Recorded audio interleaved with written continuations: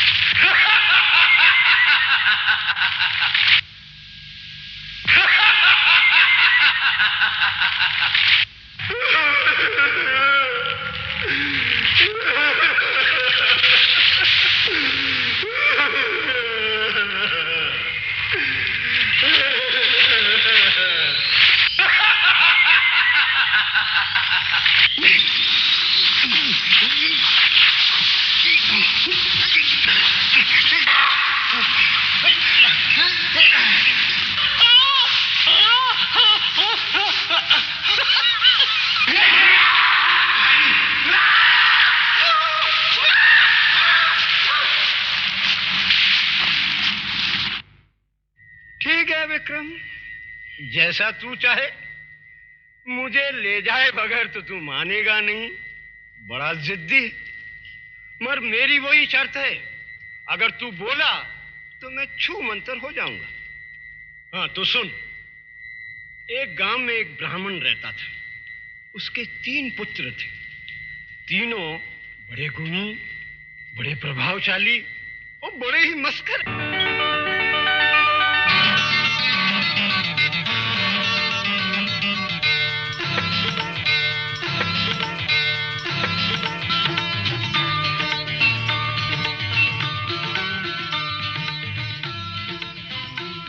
डांटेगी।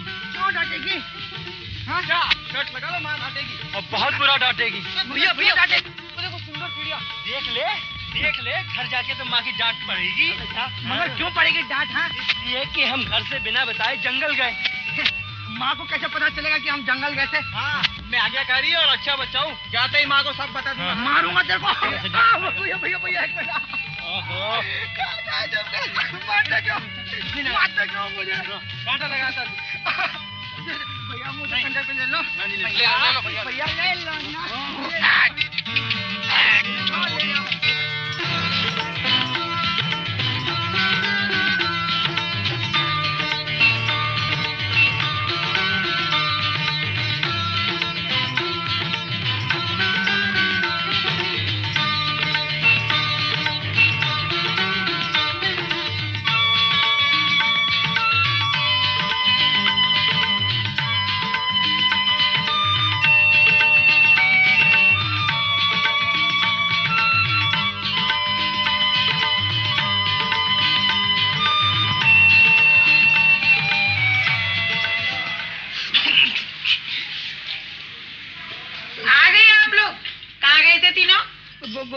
देखा, मैंने कहा था ना माँ डांटेगी। हम जंगल गए थे माँ। चुप, माँ ये झूठ बोलता है। बिना पूछे क्यों गए थे जंगल? देखा, वही बात पूछी ना। माँ क्या है ना कि हमें क्या पता कि ये जंगल है। हम तो वो क्या झड़बेरी के लालच में बढ़ते ही चले गए। फिर पता है हमने क्या देखा? कि हम सब तो जंगल में ही आ गए। हाँ। और माँ, जंगल का जैसा वर्णन हमने किताबों में पढ़ा था ना, वैसा ही जंगल था। अच्छा, सुना तुमने? ये तीनों बिना पूछे ही जंगल गए थे। अच्छा किया। हाँ? अरे भगवान, यही तो उम्र है हंसने खेलने की। समुद्र किनारे सैर करने जाओगे तुम लोग? हाँ, जाएंगे। लेकिन तुम तीनों को जाना पड़ेगा, साथ में कोई नहीं होगा। ठीक है। चुप, क्या ठीक है? कहाँ भेज रहे हो इन उद्यमियों को? तुम चुप भी रहा करो। समुद्र तक जाओ और वहां से अपने तालाब के लिए एक कछुआ पकड़ के लाओ। कछुआ कैसा होता है? तू कछुआ भी नहीं जानता अरे वो जो अपने हाथ पैर समटे अपनी खोल में छुप जाता है, मैं बताऊंगा। हाँ जाओगे तुम लोग? हाँ जाएंगे, जरूर जाएंगे। पिताजी हम लोग अभी जाए? नहीं नहीं, कल सुबह।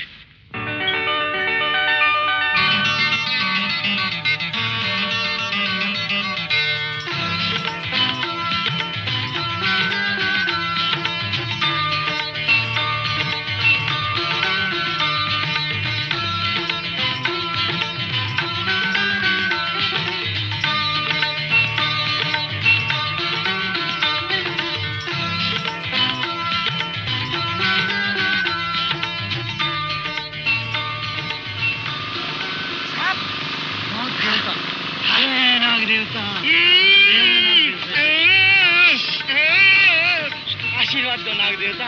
जय नाग देवता, हमें कछुआ पकड़ने में सफल करना। कछुआ, कछुआ, कछुआ वाला है नाग। चलो चलो।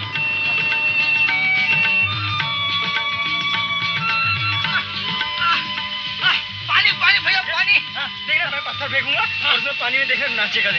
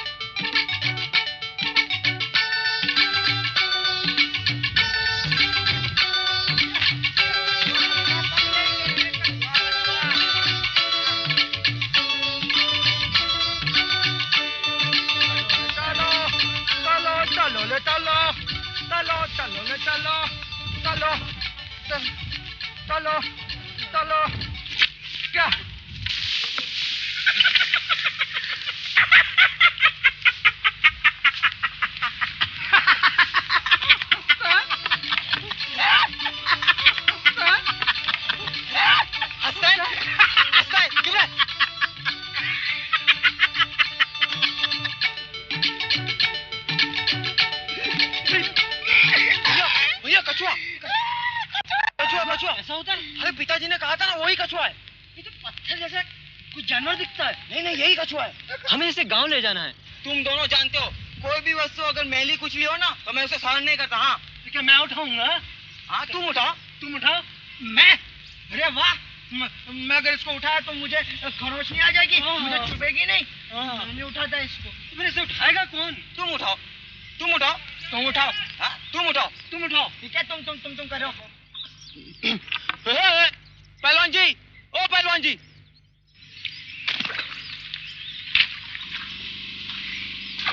कहो क्या बात है? हमें इस कछुए को मतलब इस कछुए को उठा के गांव ले जाना है। अरे तो लेके जाओ, मुझे क्या करना है? लेकिन मैं तो नहीं उठा सकता और ये दोनों भी नहीं उठा सकते। तुम क्यों नहीं उठा सकते? इतनी गंदी घिनी सी चीज, मैं तो उसके पास भी नहीं जा सकता। हाँ और तुम? मुझे इसमें से दुर्गंध आती है। और तुझे क्या बीमारी है? बीमारी? मुझे कोई बीमारी नहीं है, पर अगर ये कछुआ मुझे काट खा जाएगा तो मैं मर नहीं जाऊंगा। तो इस कछुए को तालाब में छोड़ दो। तालाब में? नहीं, हमें इसे गांव ले जाना है। पिताजी ने हम तीनों को कछुआ लाने भेजा है। तुम लोग का झगड़ा दूसरा है कि तुम तीनों में से सबसे नाजुक और सबसे कोमल कौन है। अच्छा तो फिर इसका फैसला कौन करेगा बताओ? यहाँ के राजा के पास चले जाओ, वो बड़ा पारखी है। चलेंगे? ठीक है, हम राजा के पास जरूर जाएंगे। हाँ पर आप कछुए का ध्यान रखेंगे? हाँ जरूर रखेंगे। हाँ, आप कछुए का ध्यान रखिए। अच्छा। जब तक हम वापस नहीं आ जाते। हाँ जी, संभाल के रखिएगा इसको। ठीक हाँ है, संभाल के रखेंगे। जय हो जय हो। चलो चलो, आप ध्यान रखिएगा। हाँ हाँ हाँ।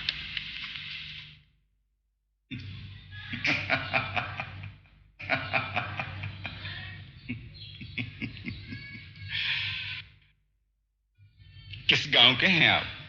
अग्रहार के महाराज।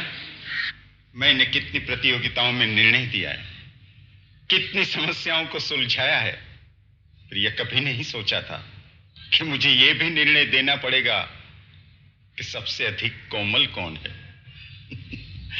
और आपकी समस्या भी विचित्र है, कछुआ कौन उठाए? एक राजा को भी अपने जीवन में किन किन समस्याओं से जूझना पड़ता है। ठीक है, सबसे अधिक संवेदनशील कौन है, कोमल कौन है, इसका निर्णय भी किया जाना चाहिए, क्योंकि कोमलता भी मनुष्य का एक गुण है। महाराज, भोजन तैयार है। आइए, आप हमारे अतिथि हैं, आप यहां ही भोजन करेंगे।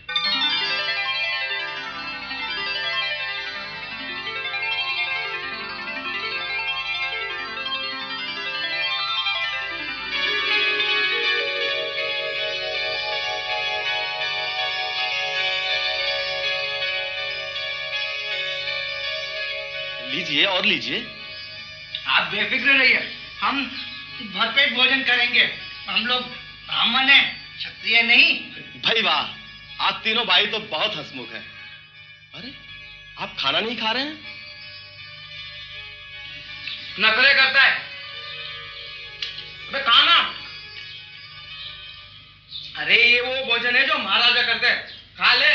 रोज रोज नहीं मिलता ऐसा भोजन, क्यों? ये पता है, घर पर भी ऐसे ही करता है। माँ इतना अच्छा भोजन बनाती है, पर जरा सी भी भूल चूक हो गई तो बस मैं नहीं खाऊंगा।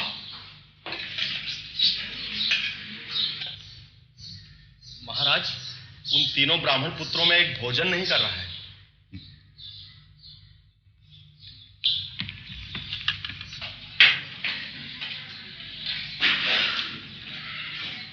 हमें बताइए क्या भूल हो गई, अब भी ठीक हो जाएगी।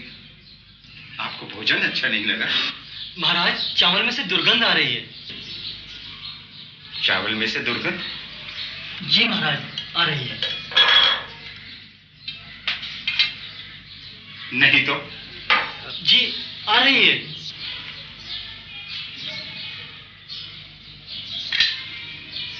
इसमें भी नहीं आ रही। इसकी नाक खराब है महाराज। कैसी दुर्गंध लगती है आपको? महाराज, जैसे शमशान से आती है, चिताएं जलने के धुएं की दुर्गंध। कि चावल कहां से आए? ये हमारे ही खेतों के चावल है महाराज। हमारे खेतों के चावल बहुत अच्छे होते हैं। कहां है हमारे खेत? कि शमशान के पास तो नहीं? जी हाँ महाराज, हमारे खेतों के पास एक शमशान भी है। वाह, मान गए। उबले भात खाते समय आपको उस मशान के खेत की गंध आई जो खेत के पास है। आप सचमुच बड़े कोमल हैं, कमाल है आपकी। इसका मतलब कछुआ हम उठाएंगे? जी नहीं महाराज, हम कछुआ नहीं उठाएंगे।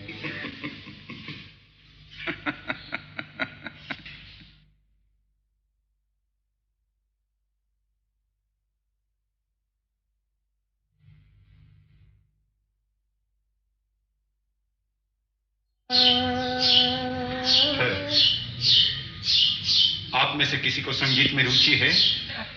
महाराज है, इसे पिताजी जब भी भजन गाते हैं ना तो ये मृदंग बजाता है। अच्छा, क्यों भाई, बजाओगे मृदंग? जी महाराज, अगर आपकी आज्ञा होगी तो जरूर बजा सकता हूँ।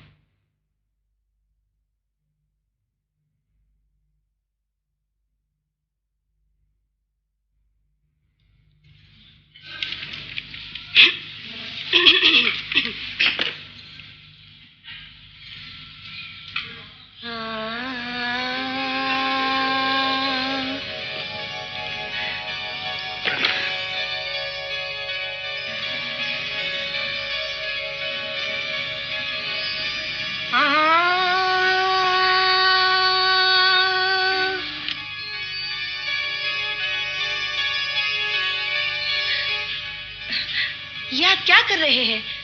इतनी दूर क्यों बैठ रहे हैं? मैं आपके पास नहीं बैठ सकता, मैं यहीं बैठ के बजाऊंगा।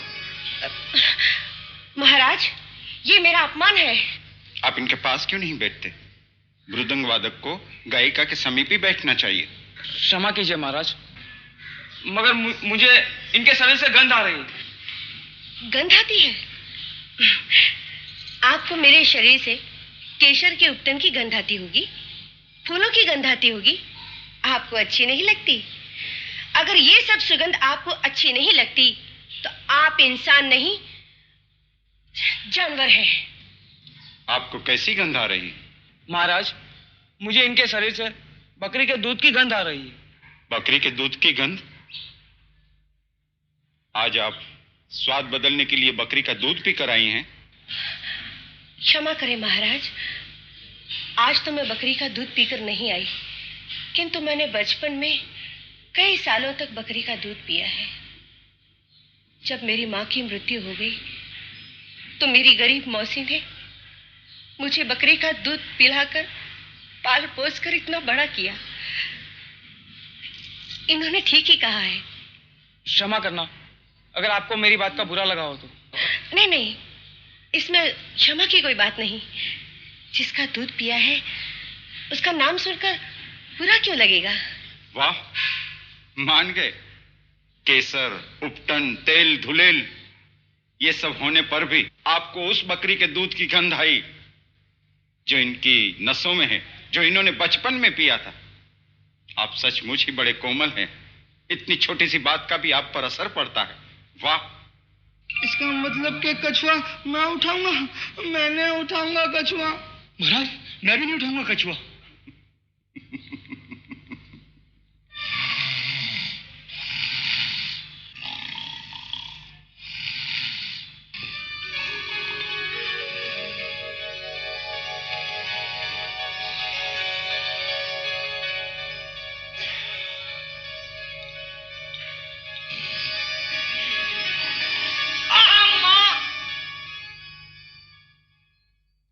क्या हुआ? ये मुझे कुछ चुभ रहा है यहाँ पर। क्या बात है? नींद नहीं आ रही? ये देखिए महाराज। अरे ये क्या हुआ? महाराज, इस बिस्तर में मुझे कुछ चुभ रहा है यहाँ पर। बिस्तर में चुभ रहा है? हाँ। जरा देखो इस बिस्तर में इन्हें क्या चुभ रहा है। भैया, अरे एक पर एक 3 गद्दियां हैं महाराज, कैसे चुभ सकता है? कुछ है महाराज। भैया देखो ना, यहाँ पर नहीं, यहाँ भी कुछ नहीं है। ये देखो भैया, ये बाल। महाराज, ये बाल मुझे चुभ रहा था। बाल चुभ रहा था? 3 गद्दियों के नीचे रखे गए जरा से बाल की चुभन से आपके शरीर पे खरोंच आ गई। वाह, मानना पड़ेगा, आप भी बड़े कोमल हैं। इसका मतलब कछुआ हमें उठाना पड़ेगा? नहीं, हम कछुआ नहीं उठाएंगे महाराज। तीनों बालक राजा के सामने हैं और राजा से कहा जाता है कि जो बालक सबसे ज्यादा कोमल, सबसे ज्यादा नाजुक और सबसे ज्यादा संवेदनशील हो उसको पुरस्कार दिया जाए। बता विक्रम, राजा किसको पुरस्कार देगा? सोच के बता। राजा सबसे छोटे भाई को ही पुरस्कार देगा। जिसकी पीठ में बाल के कारण खरोच आ गई है उसे ही पुरस्कार देगा। क्यों? वो दोनों कोमल नहीं है? नहीं, ऐसी बात नहीं है, वो भी कोमल हैं, लेकिन उनकी ये बातें कि ये चावल शमशान के पास के खेत का है, या कि सुंदरी को बकरी का दूध पिलाकर बचपन में पाला गया था, कानों सुनी भी हो सकती हैं। विताल, पुरस्कार तब दिया जाता है जब आदमी का गुण आपने आंखों से देखा हो।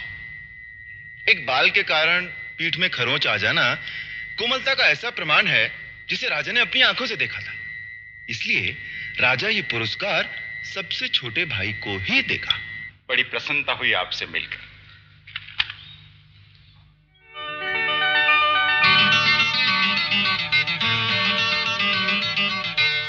कछुआ कौन उठाएगा महाराज?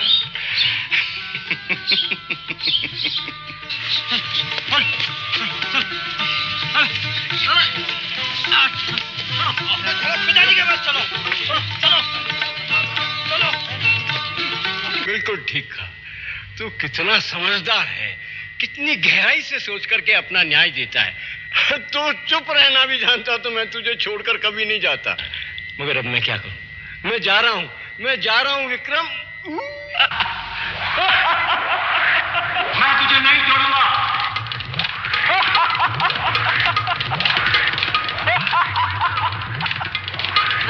विक्रम, हट जा, मेरा पीछा छोड़ दे। मैं तेरे बस में आने वाला नहीं हूँ। जिसने तुझे मेरे पीछे लगाया है वो महाधूर्त है।